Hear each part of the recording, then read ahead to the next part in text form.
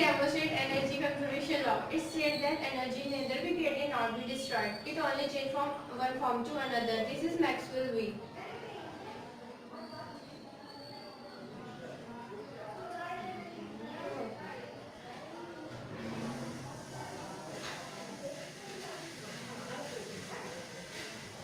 Here after cooling, it has potential energy and we release the wave. It converts potential energy converts to kinetic energy. Kinetic and again kinetic energy converts into the potential energy